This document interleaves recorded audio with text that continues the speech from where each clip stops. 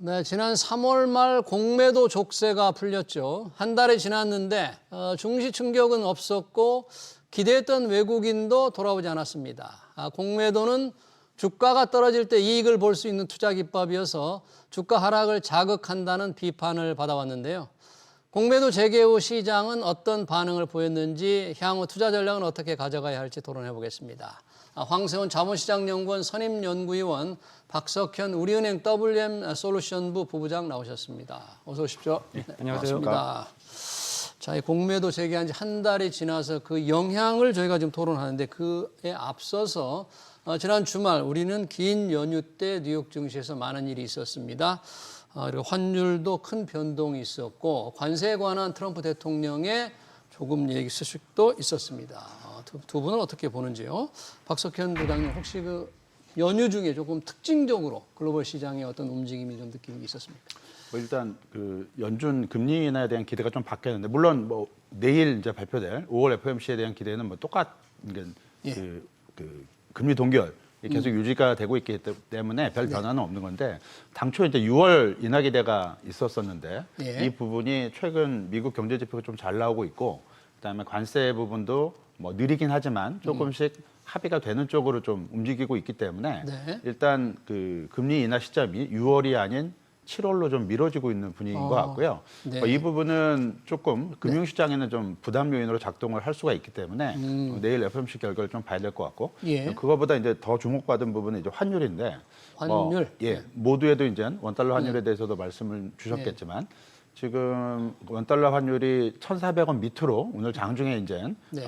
흘러가는 좀 모습을 보였고요. 예. 아무래도 이제 대만 시장에서의 대만 달러화가 미국 달러 대비 초강세를 보인 부분, 그러니까 4월 한 말경부터 5월 초까지 10%나 대만 환율이 절상이 됐는데 예. 대만 환율 같은 경우는 그렇게 많이 움직이는 환율이 아닌데 예. 이번에 아주 특이한 움직임을 보였고요. 예. 가장 가장 큰 요인은 대만과 미국의 무역 협정에서 대만이 자국 통화의 절상을 허용할 것이다라는 얘기가 좀 나오고 있기 때문에 물론 대만 정부는 여기에 대해서 이제 부인을 했지만 이런 얘기들이 그 대만 환율에 영향을 미쳤고요. 이게 미국과 대만의 협상이라면 한국과 미국의 협상에서도 환율 문제가 들어갈 수 있지 않겠느냐라는 얘기가 조금 나오고 있는 것 같고요. 그러니까 이런 부분들이 오늘 원달러 환율 그리고 최근에 원달러 환율 급락의 원인으로 작용을 했다라고 볼 수 있을 것 같고 네. 다만 이제 오늘 장중에 중국에서 이제 지준율 인하 그리고 더 나아가서 기준금리, LPR 금리 인하 얘기까지 나오고 있기 때문에 금리 인하는 자국 통화에 일단 절하 그러니까 중국 위안 달러 환율의 상승을 이제 유발하는 요인이기 때문에 예. 그 부분이 뭐 오늘 장중에 원화에도 영향을 미쳤다라고 볼 수 있을 것 같고요. 네. 그래서 원달러 환율 장중에 지금 1,400원을 다시 회복하는 상당히 큰 변동성을 좀 보여주고 있는 것 같습니다. 네, 연준의 금리 인하, 금리 동결, 지금 현재 금리 FOMC 회의 얘기와 대만 달러 얘기를 했는데 저도 이게 우리나라 환율을 보면 우리가 중국 위안화 환율에 연동된다. 위안화 환율이 오를 때 우리 환율도 오르고 그런 얘기는 들어봤습니다만 대만 달러에 우리 영향을 받는다는 얘기는 조금 생소하고 좀 잘 이해가 좀 안 됩니다. 이게 시장에서 이렇게 영향을 받는다는 게. 그렇죠. 이전까지는 관찰되지 않았던 현상이라고 평가할 수가 있는 것이고요. 네. 사실 대만과 우리가 뭐 경제적 교류가 있기는 합니다만 네. 대만에서 이제 사정 상황이 우리 경제에 크게 영향을 미치는 그런 상황까지는 아니었단 말이에요. 글쎄요. 그렇기 때문에 대만 달러가 강세를 보인다. 이렇기 때문에 한국 원화도 강세를 보이는 쪽으로 가게 된다. 뭐 이런 연결고리는 사실상 이전에는 찾기가 대단히 어려운 그런 상황이라고 볼 수가 있습니다. 다만 이런 것들은 결국은 이제 미국과의 협상 가능성과 결국은 연결될 수밖에 없지 않겠느냐 이렇게 봐야 되는 거고요. 예. 대만이 자국 통화의 강세를 용인을 하게 된다. 사실 이거는 자기가 좋아서 원해서 그렇게 가는 방향성은 아니란 말이에요.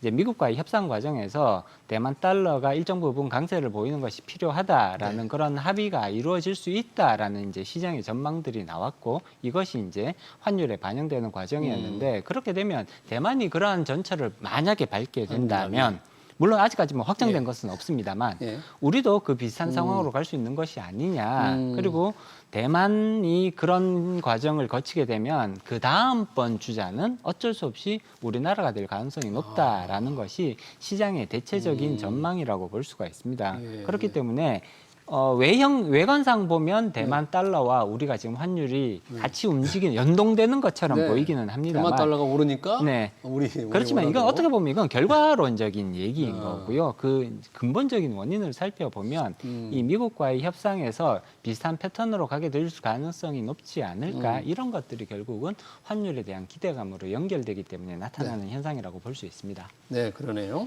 연준 얘기 아까 박석현 부장 잠깐 얘기해 주셨는데 이제 FOMC가 우리 시간으로 내일 아침에 이제 끝나잖아요.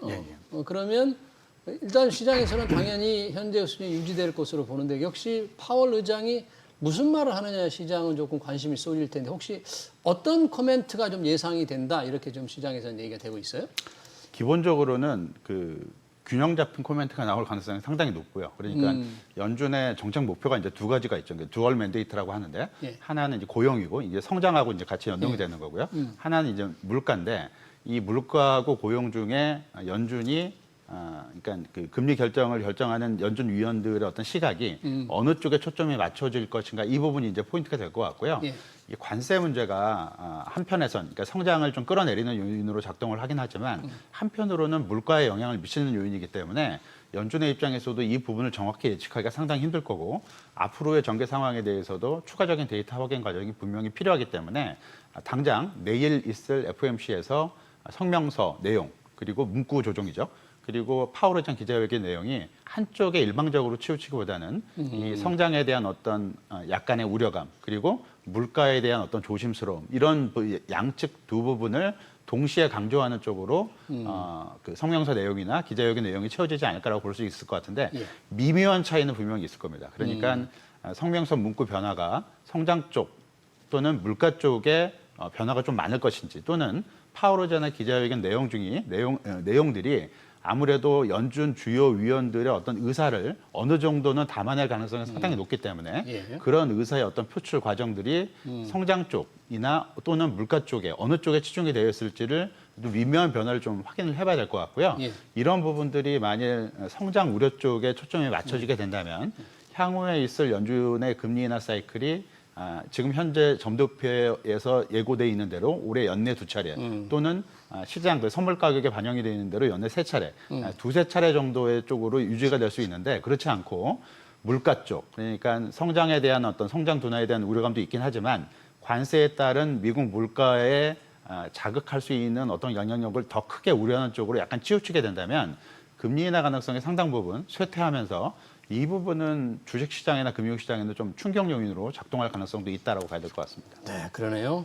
오늘의 주제 공매도로 들어가 보겠습니다. 공매도가 전면 재개된 지 딱 한 달이 조금 넘었죠. 3월 말에 이제 재개됐으니까 시장에서는 많은 우려도 있었고 증시에 충격이 있을 거라는 우려도 있었고 또는 외국인들이 들어올 거라는 기대도 있었습니다. 황세훈 위원님, 자, 한 달 이후 주가 지수를 봐야 되나요? 여러 가지 좀 평가를 어떻게 할 수 있을까요? 근데 일단 시장 전체를 보면 시장에 미치는 영향은 사실상 크게 뚜렷하지 않았다. 어떻게 영향은 보면 뚜렷하지 약간 않았다. 중립적인 그런 이제 변화였다라고 평가를 할 수가 있을 것 같습니다. 일단 예. 코스피 지수만 살펴보면요. 예. 3월 31일 날 공매도가 재개가 됩니다. 네. 올해 3월 31일 날 재개가 되는데 3월 31일 주가 코스피 주가를 보면 2,470 정도로 이제 마무리가 됩니다. 예. 그러고 나서 이제 한 달 좀 넘게 지나갔잖아요. 그렇죠. 예. 근데 현재 이제 주가 지수를 보면 2,560에서 70 정도 지금 움직이고 있단 말이에요. 예. 약 90에서 100포인트 정도 지금 상승하는 모습을 보여주고 있습니다. 많은 분들이 공매도가 재개되면 주가가 큰 폭으로 떨어지지 않을까 뭐 이런 우려를 제기를 하셨는데 일단 시장 지수, 시장 전체의 관점에서 보면 우려하셨던 그런 이제 시장 폭락이 나타나지는 않았다. 물론 그 과정에서 예를 들자면 트럼프의 관세 정책이 발표되고 뭐 이러면서 시장이 큰 충격을 받기는 했었습니다만 사실 이거는 공매도 이외에 그런 요소에 의해서 시장이 움직였던 부분이라고 봐야 되는 거고요. 예. 순수하게 공매도의 효과는 사실상 뉴트럴했다 정도로 평가를 해볼 수가 있습니다. 시장은 오히려 공매도가 제기된 이후 한 달 정도의 기간 동안 약 100포인트 가까이 지금 상승하는 그런 모습들을 보여줬거든요. 그렇기 때문에 많은 분들이 아시겠지만 이제 어느 정도는 이제 학습이 되고 있는 것이 아니냐 이렇게 봐야 될 것 같은데 예. 공매도 자체의 문제라기보다는 공매도를 활용하는 투자자가 어떠하게 관점에서 시장을 바라보고 있느냐, 평가하고 있느냐, 그리고 미래를 예측하고 있느냐 이런 부분들이 오히려 더 중요한 거고요. 네. 다시 말해서 관세라든지 거시경제 전반에 영향을 미칠 수 있는 이런 요소들이 훨씬 더 시장에 지금 현재 크게 영향을 미치고 있는 것 같고요. 네. 공매도는 사실 1거래대금이 재개되는 시점에서 살펴보면 1거래대금이 한 높을 때는 1조 7천억 원 이렇게까지 1조 이상 된 때도 1조 이상이 있었는데. 될 때도 있었단 말이에요. 예. 특히 이제 재개된 초반에는 그동안 쌓여있던 공매도 거래 수요들이 집중적으로 노출이 되면서 조금 높게 형성이 됐죠. 그렇지만 최근 들어서 일평균 공매도 거래 대금을 살펴보면 약 5천억 원에서 6천억 원 내외 예. 정도로 이제 지금 하향 안정화의 단계로 이제 넘어가고 있는 것 같습니다. 그러다 보니까 이제 전체 거래 코스피 거래 대금에서 차지하는 공매도 거래 대금의 비중도 높을 수는 없는 거잖아요. 그런 부분들이 이제 관찰이 되면서 지금 계속 10% 미만 수준에서 공매도 거래 대금 비중들이 관찰이 되고 있거든요. 예. 가격에 대한 영향력도 투자자분들이 우려하셨던 만큼 그렇게 크게 나타나고 있지는 않은 것 같다. 네. 물론 개별 종목에 있어서는 특별히 공매도가 집중되는 그런 종목들이 당연히 나타났죠. 그리고 과열 종목으로 지정되는 그런 종목들도 당연히 예. 이전에 비해서 많이 존재하는 것은 사실입니다만 코스닥 지수 또는 코스피 지수 시장 전체의 관점에서 보면 공매도의 영향 자체는 그렇게 뚜렷하지 않았다라고 평가할 수 있습니다. 그러니까요. 일반적으로 이제 공매도가 금지될 때는 공매도에 따라서 주가 하락의 뭐 희생양으로 좀 삼기도 했고 정치권에서도 이 공매도를 좀 금지해야 된다는 주장을 계속 해왔는데 실제로 공매도가 재개돼도 주가 수준으로만 보면 어떤 큰 영향이 없었다 이렇게 평가를 해주셨는데 이 공매도 문제가 늘 얘기될 때 우리 개미 투자자들이 그런 비판을 했지 않습니까? 기관이나 외국인에 비해서 기울어진 운동장이다. 그래서 그 기준을 조금 비슷하겠죠. 그러면 혹시 공매도를 하는 비중이 좀 달라졌을까요? 외국인보다는 개인들도 조금 많아졌을까요? 아니면 여전히 외국인들이 그 공매도는 좀 많이 하고 있나요? 일단 뭐 한 달간 예. 흐름을 보게 된다면 외국인 비중이 더 높아졌고 더 높아졌다. 개인 비중은 약간 줄었고요. 그리고 외국인 비중이 높아진 만큼 국내 기관의 공매도 비중이 낮아지는 흐름을 한 달간 좀 보여줬는데 예. 일단 그 공매도가 이제 그 금지되기 이전 시점이죠. 예. 그러니까 그 2023년도 11월 6일 날 공매도가 이제 전면 금지가 됐는데 예. 그 이전 기간, 예. 그 이전에 한 달 정도 기간을 놓고 봤을 때 개인 투자자의 그 공매도 비중은 거래소 시장에서 코스피 시장에서 1.8%를 기록을 했었고 예. 코스닥 시장에서도 한 달간 평균이 한 1.8%를 기록을 했는데 요번 한 달간 이 비중은 그 거래소 시장이 1.2%. 또 줄었네요. 코스닥 시장도 1.3%로 좀 줄어들었습니다. 물론 이게 큰 비율은 아니기 때문에 의미 있는 어떤 변화다라고 보기는 좀 어려울 것 같고요. 가장 크게 변한 게 이제 외국인인데 공매도 금지 이전 한 달간을 보게 되면 외국인이 코스피 시장에서 74%, 그다음에 코스닥 시장에서는 한 달 평균 한 71%를 기록을 했는데 이번 공매도가 다시 재개되고 한 달 정도의 기간 동안 외국인은 코스피 시장에서 85%, 예. 코스닥 시장에서 85%를 똑같이 기록을 하고 있기 때문에 한 10%포인트 정도 오히려 외국인 비중이 더 올라갔다라고 봐야 될 것 같고요. 예. 이 외국인 비중이 올라간 만큼 국내 기관의 공매도 비중이 줄어들었습니다. 그러니까 그 이전에 공매도 금지 이전에 그 국내 기관의 공매도 비중이 한 20%대 중반을 기록을 했는데 요번에 지금 국내 기관 비중은 한 13%, 14% 정도를 기록을 하고 있기 때문에 10%포인트 이상 이제 줄었다고 봐야 될 것 같고요. 예. 국내 기관의 공매도 비중이 왜 줄었냐 놓고 예. 보게 되면 뭐 공매도를 꺼려서 그랬다 그런 거보다는 일단 4월 한 달간 시장 변동성이 상당히 컸기 때문에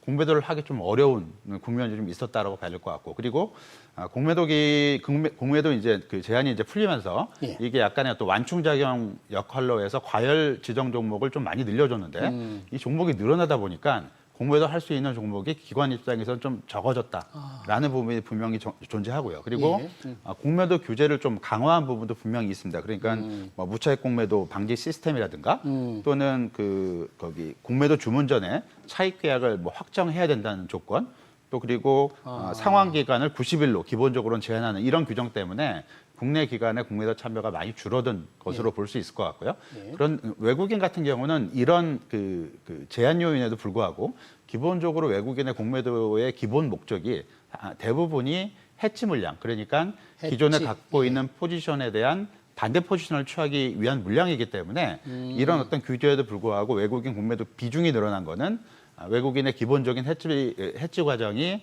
한 달 동안 어느 정도는 활발하게 일어났다라고 봐야 될 것 같습니다. 네. 이 공매도 할 때 늘 기울어진 운동장이 비판을 받았는데 이제 운동장을 폈는데 실제 결과는 물론 한 달간밖에 조사한 건 아니지만 개인들이 이렇게 늘어난 건 아니고요. 이번에 그 불법 공매도를 막는 전산 시스템을 다 완비하고 이제 제기가 된 거잖아요. 네, 그렇습니다. 이제 그 전혀 불가능한가요? 이제 그러면 외국인들이 그동안 불법 공매도 좀 비판을 좀 많이 받았는데 과정이. 일단 불법 공매도 중에 가장 크게 비판을 받았던 부분은 무차입 공매도와 관련된 부분이었고요. 네. 무차입 공매도가 우리나라에서 자본시장법에 의해서 엄격히 금지되어 있음에도 불구하고 실제로 무차입 공매도가 이루어진 사례들이 이제 적발이 되었었거든요. 그렇기 때문에 이런 부분들에 있어서는 근본적인 대책이 필요하다. 그런 차원에서 이제 무차입 공매도를 사전적 이제 감시할 수 있는 그런 시스템들이 갖추어진 이후에 이제 공매도가 재개가 되었단 말이에요. 예. 그렇기는 하지만 이것이 100% 사전 방지, 사전 예방 시스템이라고 평가하기는 어렵고요. 아, 그래요? 물론 확률은 대단히 떨어집니다. 그럼에도 불구하고 예를 들어서 현재의 시스템으로도 99% 정도의 무차입 공매도는 충분히 걸러질 수 있는 시스템이라고 볼 수가 있습니다. 그렇지만 공매도에 참여하는 모든 기관 투자자가 다 이러한 사전적인 그 예방 시스템을 갖출 필요까지는 없거든요. 중요한 공매도 거래자 내지는 공매도 거래를 의미 있는 수준으로 하는 공매도 거래자에 대해서는 이런 시스템을 갖추는 것이 의무화가 되었죠. 그래서 이런 시스템을 갖췄다라는 것을 증명을 해야 점검을 받아야 그래야 공매도 거래가 허용되지만 작은 규모로 공매도 거래를 하는 케이스, 하는 기관 투자자라면 아직도 이런 시스템을 갖추지 않고 참여를 하는 것이 여전히 가능합니다. 예. 그렇기 때문에 현재의 상황이 100% 모든 무차입 공매도 거래가 사전적으로 차단 가능하다라는 의미는 아닌 거고요. 예. 확률적으로 보면 99% 내외 정도는 충분히 걸러질 수 있지만 한 1% 정도의 가능성은 여전히 조금 열려 있는 상황이다. 향후 제도를 시행해 가면서 점점 더 이 커버리지를 넓혀가는 방향으로 제도가 변화해 나갈 가능성이 높아 보인다. 이렇게 말씀드릴 수가 있죠. 네. 공매도가 재개된 지 한 달이 조금 넘었는데 그러면 그 사이에 비중은 이제 외국인들이 아까 조금 많은 것으로 나타났는데 주로 어떤 종목에 공매도가 몰렸을까? 사실 투자자들은 꽤 궁금할 것 같아요. 그 전체 거래 가능한 유동 주식에 비해서 공매도가 많이 일어날 수 있게 공매도 잔고 수량이 많은 종목이 아마도 그 대상일 것 같은데 주로 어떤 종목들이 많았습니까? 일단 그 유가증권 시장, 그러니까 KRX에서 이제 제공하는 데이터 중에 그 시가총액 대비 공매도 잔고 비중 탑 50개 종목을 제공을 하고 있는데 예. 그 추이를 이제 보게 되면 포스코 퓨처엠이 시가총액 대비 공매도 잔고가 2.98%로 우리나라 시장에서는 종목별로는 가장 높은 비중을 예. 기록을 하고 있고요. 예. 2위가 이제 SKC가 시. 2.77%, 예. 3위가 이제 두산 퓨얼셀이 2.58%를 기록을 예. 하고 있습니다. 예. 뭐 여러 가지 종목들이 쭉 있는데 6위를 기록하고 있는 한미반도체. 한미반도체. 예, 한미반도체가 2.41%인데 반도체. 이 종목을 제외하고는 최근 한 달간 대부분 수익률이 지금 마이너스를 기록을 하고 있기 때문에 일단 공매도가 좀 많이 몰린 부담이 높은 종목은 수익률이 그렇게 좋지 않다라는 쪽으로 해석이 가능해서 예. 이게 이제 공매도 영향인가 이렇게 우려할 수도 있습니다. 근데 이제 좀 뜯어놓고 보게 되면 공매도 잔고 비중이 좀 높은 종목 1위부터 3위까지가 예. 다 2차 전지 2차 전지 업종이 네. 해당을 하게 되고요. 그럼 2차 전지 업종의 공매도 비중이 많은 거는 아무래도 2차 전지 업황 자체가 한 상당 기간 동안 지금 업황이 안 좋고요. 그리고 앞으로의 업황 전망도 그다지 좋지 않고 실제로 기업이익 전망치도 그렇게 썩 좋지가 않습니다. 향후 전망치가 향후 이익 전망치가 네. 계속 하향 조정되고 있는 대표적인 업종이 2차 전지 업종이기 때문에 이런 부분들이 공매도에 좀 영향을 받았다라고 봐야 될 것 같고요. 예. 따라서 주가가 이런 공매도 비중이 높은 그 종목들의 주가가 공매도 때문에 떨어졌다기보다는 업황이나 이익 전망치가 좋지 못하기 때문에 주가 약세가 좀 기록이 됐고, 그리고 앞으로도 여기에 대한 전망이 밝지 못하기 때문에 공매도가 부가적으로 늘어났다라는 쪽으로 해석을 하는 게 좀 효율적이지 않을까, 예. 합리적이지 않을까라고 생각을 할 수 있을 것 같고요. 물론 이게 뭐 닭이 먼저인지 달걀이 먼저인지 예측하기 상당히 힘들긴 하지만 선후 관계를 보면 예. 업황이나 아니면 기업 실적 전망, 이게 우선적인 주가 영향력을 갖고 있다라고 봐야 될 것 같고요. 예. 2차적으로 공매도가 수급적인 영향을 좀 더해주고 있다라는 쪽으로 해석하는 게 좀 맞지 않을까라고 볼 수 있을 것 같습니다. 주가 하락에 공매도 세력이 좀 올라탔다. 예. 인과관계를 굳이 따져본다면 이제 맞습니다. 그렇게 예, 해석하는 게 좀 맞겠다는데 2차 전지 쪽에 공매도 잔고가 높은 거는 어느 정도 투자자들이 2차 전지 주가에 대해서 조금 부정적으로 밟지 않게 본다는 측면이 있는데 이 한미 반도체가 상당히 비율이 높은 걸로 들어가 있는데 이거 뭐 반도체 업종 전체에 대한 그런 시각을 봐야 될까요? 이 개별 종목 하나로만 해석을 해야 될까요? 일단 반도체 시장 전체적인 영향과 개별 기업의 영향이 모두 복합적으로 작용했다고 해석하는 것이 합리적일 것 같습니다. 사실 예. 반도체 업황 전반이 지금 좋은 상황이라고 평가하기는 어렵죠. 예. 더더군다나 우리나라 반도체 기업들은 특히 트럼프 대통령의 그런 이제 관세 정책 발표 이후에 굉장히 큰 어려움을 겪고 있는 것이 사실이거든요. 예. 전반적으로 반도체 관련 업종들의 주가가 약세를 보이고 있는 상황입니다. 한미 반도체 같은 경우도 거기서 예외일 수는 없는 거고요. 예. 물론 이제 개별적인 기업 이슈들이 주가에 반영이 됩니다. 당연히 이제 그럴 수밖에 없는데 그런 개별적인 이슈까지도 주가에 반영되는 과정에서 조금 더 약세를 보이는 그런 결과로 이어졌다고 봐야 될 것 같고요. 사실 반도체 지수라든지 혹은 이제 우리가 가장 대표적인 반도체 기업이라고 인식을 하고 있는 SK 하이닉스나 또는 삼성전자 같은 경우도 주가가 강세를 보이지는 않는단 말이에요. 그런 점까지 감안을 하면 반도체 업황 전반으로 지금 향후 전망이 그렇게 밝지가 않은 상황이기 때문에 주가가 강세를 보이기는 어렵다. 오히려 주가가 전반적인 약세를 보여왔다라는 점. 그리고 플러스 여기에 이제 개별적인 기업 이슈들이 맞물리면서 조금 더 높은 수준의 약세가 나타났다. 그리고 이러한 투자자들의 관점이 공매도 증가라는 결과로 이어지고 있는 것이 아니냐. 이 정도로 해석을 하는 것이 합리적일 것 같습니다. 지금 황세현 의원께서 이제 한미 반도체 얘기하면서 반도체 주식을 잠깐 언급을 해주셨는데 공매도 순보유 잔고가 많은 기업 순으로도 보니까 한미 반도체에 이어서 SK 하이닉스도 그 순위에 올라와 있더라고요. 네. 그런 건 이제 비슷하게 역시 반도체 주가에 대한 뭔가 좀 확신이 좀 안 드는 투자자들이 많다 이렇게 봐야 되는 거죠. 아직까지는 뭐 전망이 좀 엇갈리는 부분이 있기 때문에 뭐 그렇다고 볼 수 있을 것 같고, 다만 이제 SK 하이닉스 같은 경우는 이제 시가총액이 상당히 큰 기업이기 때문에 순보유 잔고 기준으로만 놓고 볼 때는 절대 물량으로. 물량이 좀 클 수 있는데 이걸 시가총액 대비 실제로 그 주식의 어떤 물량 부담이 공매도가 물량 부담에 어느 정도 영향을 미치는지 그건 이제 시가총액 대비 비중으로 봐야 되기 때문에 그 비중을 놓고 봤을 때는 뭐 SK 하이닉스나 삼성전자나 이런 종목들은 그러니까 큰 종목들은 상대적으로 비중을 좀 낮지 않을까라고 볼 수 있을 것 같습니다. 네. 자, 이 공매도가 재개되면 당시 재개 직전에 우리 정부도 금융당국도 그런 얘기를 좀 했습니다. 외국인 투자자들이 조금 돌아오는데 기할 것이다.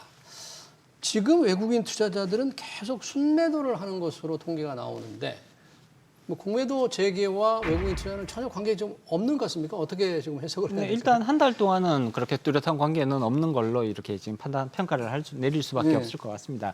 사실 공매도 재개는 장기적인 관점에서는 외국인들의 참여를 더 활발하게 만들 수 있는 재료가 될 가능성이 높다고 봐야겠죠. 특히나 MSCI 선진국 지수 편입을 위해서는 당연히 공매도가 재개되는 것이 선제 조건 중에 하나였단 말이에요. 네. 그렇기 때문에 그런 관점에서 보면 공매도를 재개를 해야 선진국 지수 편입 가능성이 높아지고 거기서 유입될 수 있는 외국인 자금의 규모가 늘어나는 것 이런 것들이 다 이게 연결되어 있기 때문에 공매도 재개는 결국은 외국인들의 참여를 확대할 수 있는 그런 요소가 된다라고 보는 견해는 여전히 유효한 견해라고 봅니다. 다만 그럼에도 불구하고 외국인들이 우리나라 주식에 포지션을 늘릴 것이냐 줄일 것이냐를 결정하는 데 있어서 가장 중요한 요소는 역시 한국 기업들이 향후 수익성이 개선될 수 있을 거냐 예. 또는 떨어질 것이냐에 대한 이런 부분들이 가장 크게 영향을 미친다고 봐야 될 것 같습니다. 사실 외국인 투자자들은 작년 8월 이후로 지금 연속 9개월째 순매도세를 보이고 9개월 있거든요. 연속. 작년 8월부터 올해 4월까지 지금 예. 9개월 연속 순매도세를 보이고 있는데 이러한 부분은 결국은 우리나라 기업들 전반적인 기업 수익성에 대해서 외국인들이 상당히 불안해하고 있는 그런 모습들 때문에 나타나는 현상이라고 봐야 되는 것 같거든요. 특히나 트럼프 대통령이 관세에 대한 그런 이제 정책을 강화하고 이 관세 강화 정책의 가장 큰 피해, 타격을 받을 수 있는 것이 한국 기업일 수 있다라는 그런 우려들이 제기가 됐던 거잖아요. 그렇기 때문에 이러한 것들이 결국은 한국 기업들의 수익성, 나아가서 코스피나 코스닥 그 지수의 하락을 가져올 가능성들이 높다. 그렇다면 당연히 한국 포지션을 축소해야 되는 것이 아니냐. 이런 것들이 외국인들의 전반적인 컨센서스였기 때문에 공매도가 이런 부분들에 대해서 영향을 미칠 수는 있습니다만 결국은 외국인들이 가장 중요하게 생각하는 것은 당장 한국 기업들의 수익성이 개선되고 있는 것이냐 혹은 나빠지고 있는 것이냐 여기에 대한 판단이라고 볼 수 있습니다.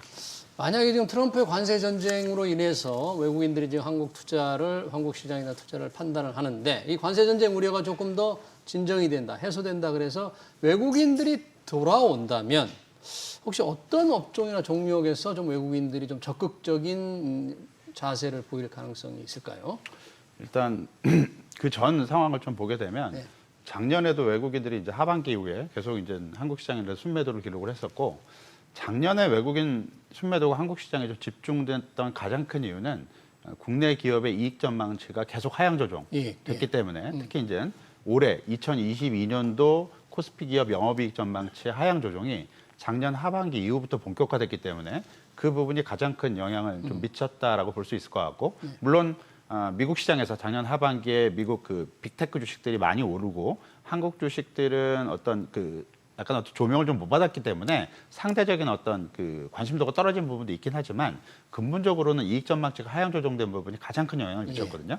이제 그 부분이 약간 바뀐 점은 있습니다. 그러니까 올해 들어와서 나타나고 있는 외국인 매도가 상당 부분 특히 이제 4월 이후의 대규모 매도는 대부분 다 이제 그 관세하고 관련된 문제였기 때문에 말씀해 주셨던 관세 영향력이 떨어지고 나면 어느 정도 희석되고 나면 외국인 매수세가 들어올 수 있을지 또는 들어온다면 이제 어떤 업종으로 들어갈지를 봐야 되는데 앞에서 말씀드렸던 대로 작년 하반기 이후에 진행이 됐었던 이익 전망치 하향 조정에 따른 매도세는 상당 부분 진정이 된 걸로 볼 수가 있을 것 같고요. 왜냐하면 2025년도 그리고 2026년도에 대한 코스피 영업이익 전망치가 지난 3월부터 조금씩 이제 오르고 있기 때문에 그 부분은 이제 방향이 바뀌었기 때문에 관세 영향력이 줄어들게 된다면 그 요인이 외국인을 다소 돌아오게 하는 또는 외국인 매도세가 상당 부분 진정이 되게 하는 요인으로 작동을 할 수 있다라고 봐야 될 것 같고요. 그렇게 된다면 이익 전망치가 어떤 업종이 올라가고 있는지를 봐야 될 것 같고 어떤 부분이 좀 올라가고 있습니까? 가장 뭐 대표적인 게 반도체다라고 볼 수 있을 것 역시 또 같고요. 반도체입니까? 물론 반도체라는 게 트럼프 대통령이 뭐 의약품 관세를 곧 발표하겠다고 얘기를 했고 의약품 관세. 반도체에 대해서도 품목별 관세를 계속 얘기를 하고 있기 때문에 근본적으로는 이 부분이 해소가 돼야 되는데 어찌됐든 국내 반도체 기업들은 중국 효과를 기반으로 해서 이익에 대한 그리고 가격에 대한 어떤 기대치가 살아나고 있는 국면은 분명하기 때문에 관세 부분이 좀 진정이 된다면 이 그 반도체 업종을 중심으로 외국인 매수세가 들어올 수 있다라고 봐야 될 것 같고요. 그리고 기존의 이익 전망치가 계속 긍정적인 흐름을 유지해왔던 조선과 방산 업종도 방산도 외국인 매수세가 계속 유지가 될 수 있는 대표적인 업종이 되지 않을까라고 볼 수 있을 것 같습니다. 네, 잘 들었습니다. 공매도 재개 한 달 그 영향과 향후 투자 전략까지 관련 토론을 여기서 마치도록 하겠습니다. 지금까지 황세훈 자본시장연구원 선임연구위원 박석현 우리은행 WM솔루션부 부부장이었습니다. 고맙습니다.